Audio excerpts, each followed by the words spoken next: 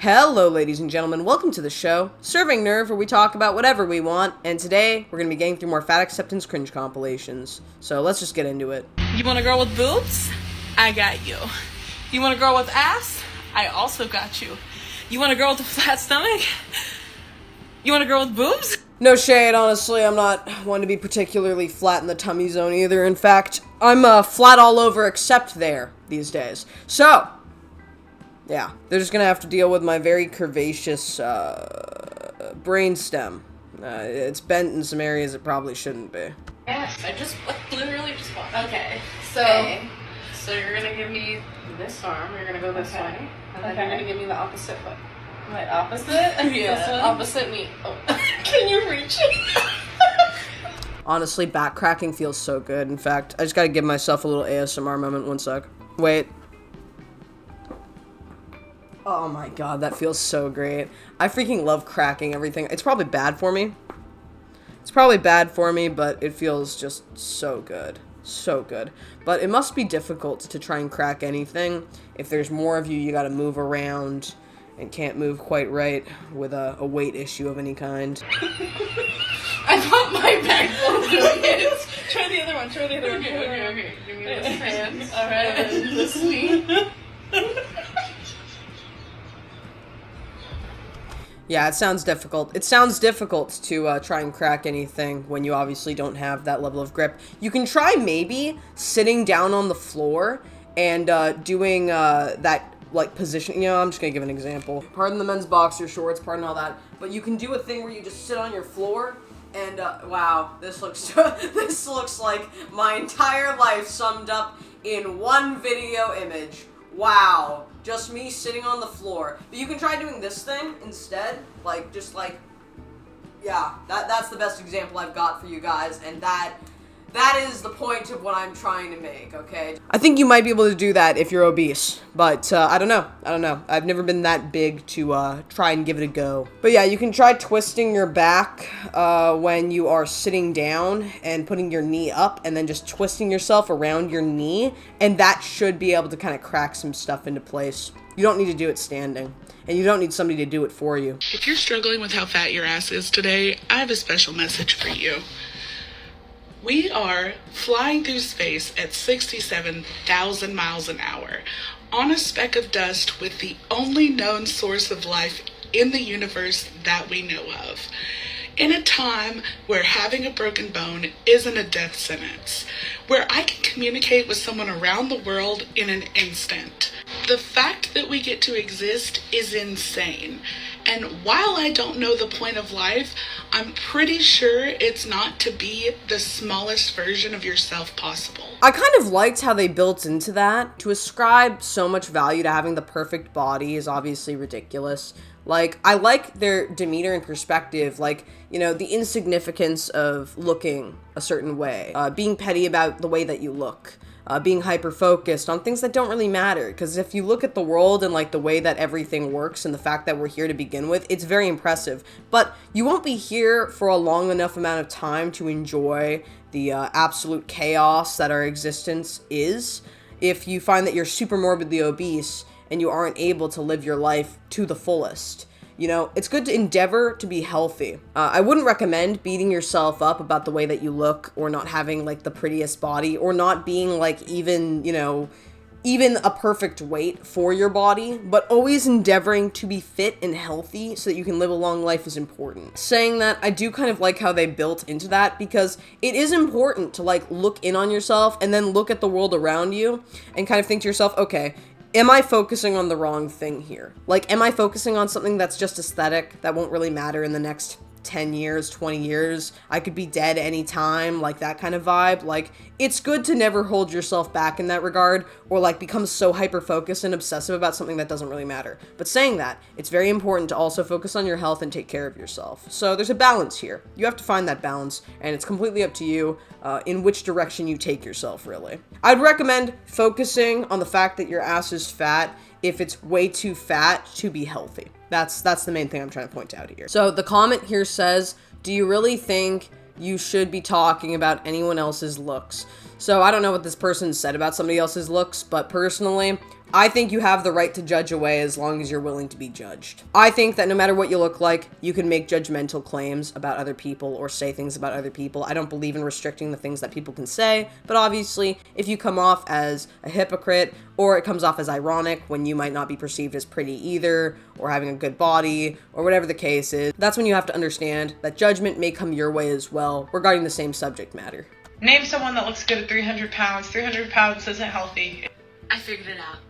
She wants hot, fat women to dom her. And she has a humiliation kink. She wants us to call her ugly. She's getting off, guys. She's sexually attracted to us. I know it. You guys are weird. I don't understand what's going on anymore. Go do your dom kinks somewhere else. Pfft. I don't know. This is weird. I don't understand half the context of it, and I don't go out, so even if you give me the full context, I don't understand dom kinks. Sometimes I question to myself what I am, like in the bedroom or in a more provocative sense, you know, whatever.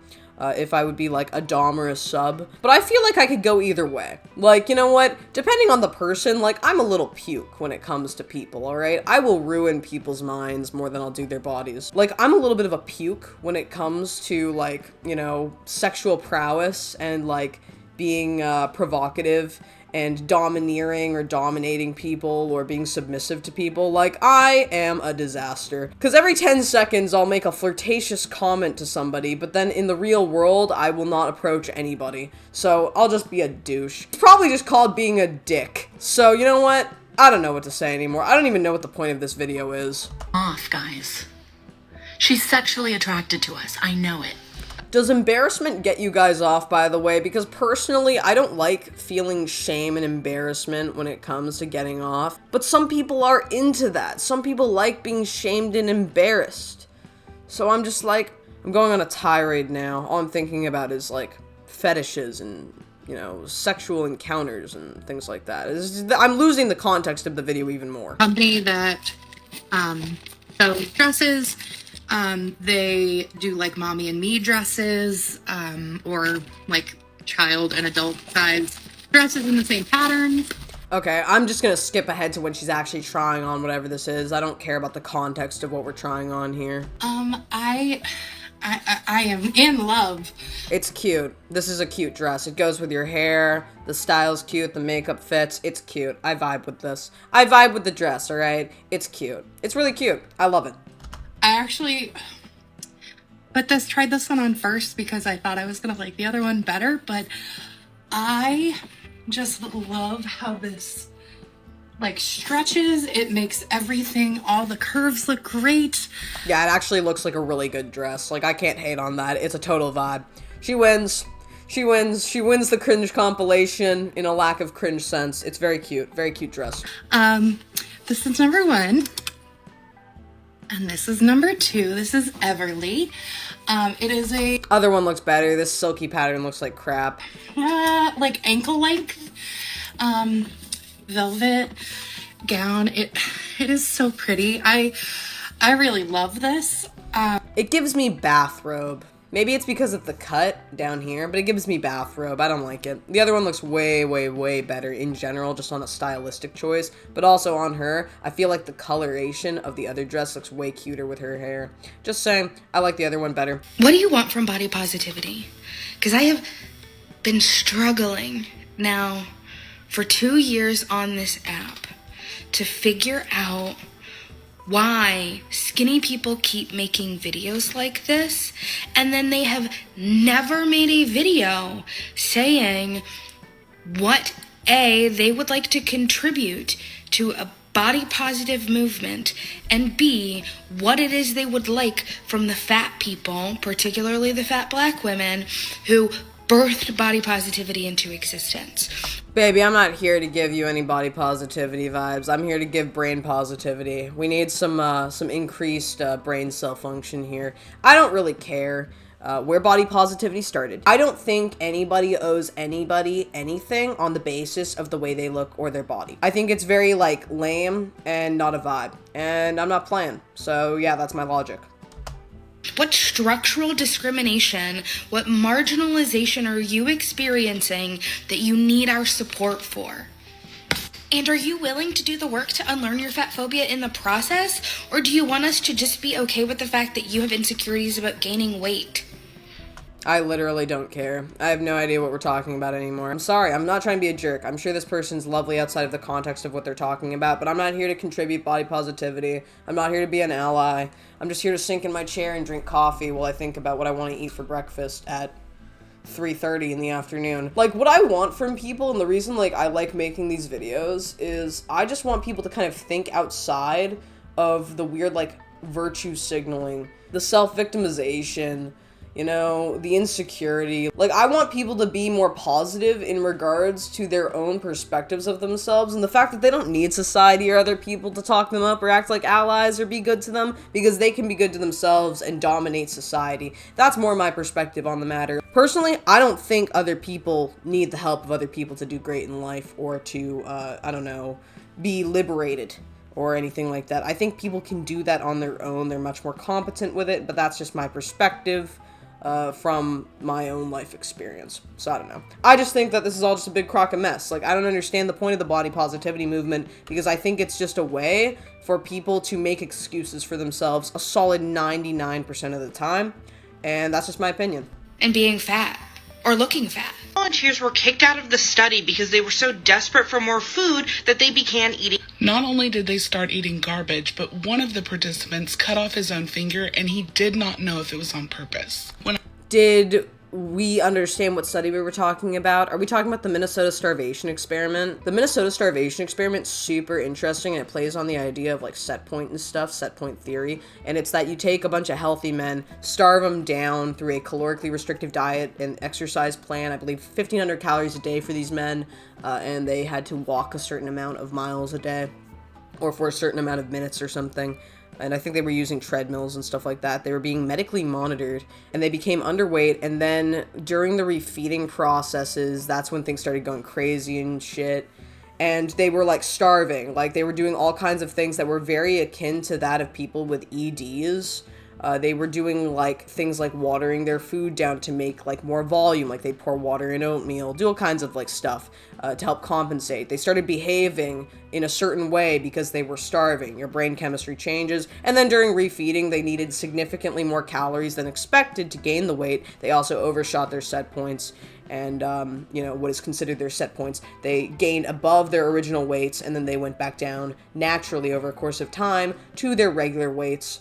When their body fat exceeded its original, you know, body fat percentage. It's very interesting. I have no idea if that's what they're talking about, but if that's the case, yeah, people do crazy stuff when they're starving, you know? And, like, dude, I've actually been in certain body weights where my body has perceived itself as starving, and it is trippy. It is trippy. I remember there was this one time where I was, like, super shredded, and it didn't last for long, but I think I was, like, 110 training. It was around COVID times. I had a lot of hormone issues, so I was like, I should probably gain some weight. But I would have this weird issue when I would go to sleep where I would be asleep, but I wouldn't be asleep.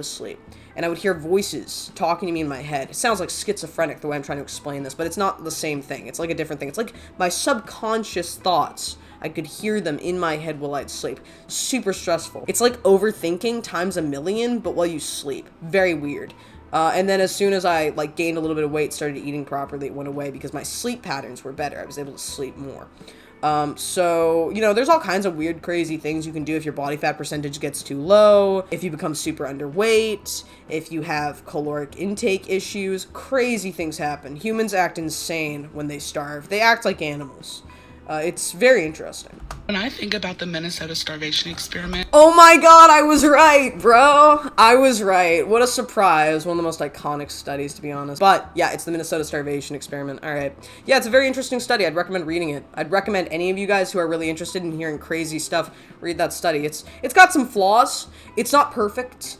It plays on a lot of theory as well, because you can't actually know, like, the entirety of, like, set points and stuff like that. And the idea of set point theory, it's a little bit subjective, and everybody kind of, like, looks at it in a different way. But I really think that study, it's very interesting to look at. I love looking at it. It's just fascinating. Particularly on a physiological and psychological basis, it's incredibly fascinating. and the lasting mental health effects that it had on the participants when they knew what they were signing up for and it still had that kind of effect on them. What do you think it's doing to people who do not know that that's what's going to happen? And it is for that reason that I always speak up when I hear people talking about going on extreme low-calorie diets. Now, saying that, this also does take extreme weight loss to induce a lot of the time. Like, it's not just like you adopt a diet for a week that's like 1,200 calories. It's like you have a consistent underconsumption plan that brings you down to the very limit and actually makes your brain like starve. Like, the Minnesota Starvation Experiment isn't just like, oh, they went on like a 1,200 calorie a day diet. They went on 1,500 calories a day, fully grown men. They lost a certain amount of weight within a certain amount of time, medically monitored, exercise plan, and then refeeding plan, all kinds of crazy stuff. It's very like different from just trying to eat 1,200 calories a day and do some exercise, although I don't encourage that because I find that 1,200 calories a day is a ridiculous amount for most people to eat, unless they have a very specific body goal.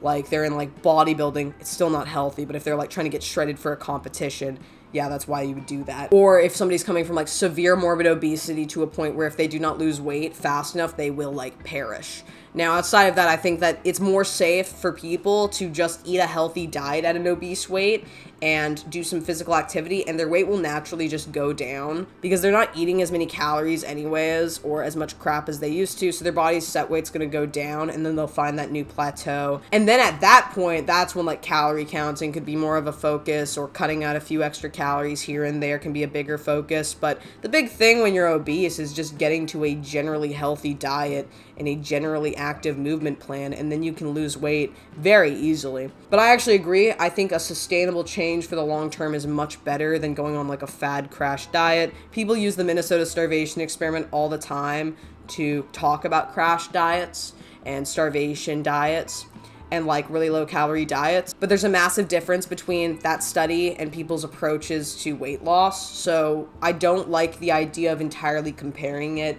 saying that it is important for you to not like adopt insanely fad diets or very restrictive diets because they usually aren't very sustainable. 1,200 calories is barely enough for a toddler and is not enough for your organs to function on a very basic level. Do not listen to anyone who recommends starvation. Saying that though, if you are super obese or obese and you like go on 1,200 calories a day and say you get all your nutrition, like you're being supplemented or you're eating a nutritionally adequate amount of, you know, micronutrients, vitamins, minerals, antioxidants, etc., you can function completely fine by using your body's like fat stores.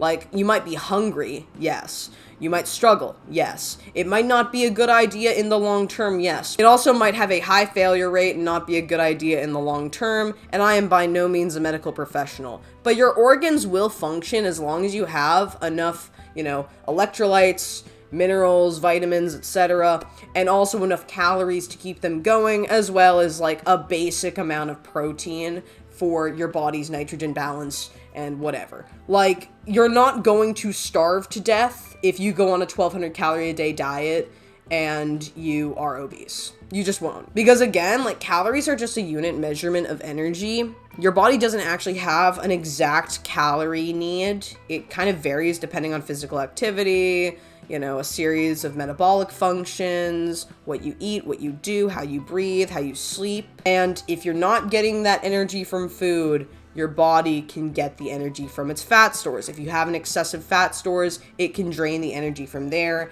and you will lose body fat. It's not as extreme as like, oh, 1,200 calories a day, it'll kill you or something like that. It's not that insane. I'm not saying it's a good idea in the long term, but the one thing I want to say is it's very dependent on the individual and what they're doing and where they come from and what their body fat percentage is and what their body weight is and what their like overall profile is. But I just want to say it's very individually dependent. So whatever. You need to have a very like, you know, individualized perspective when it comes to caloric intake and what you should be doing to get to a healthy body weight or maintain a healthy body weight. So yeah, that's the video. Tell me what you guys think in the comments below. Do you agree? Do you disagree? Have you read the Minnesota Starvation Experiment? Personally, I adore it. I find it very interesting. But, yeah, that's the video. So I hope y'all enjoyed. Tell me what you think in the comments below, my people, and I will see you all next time. It has been lovely. Slater.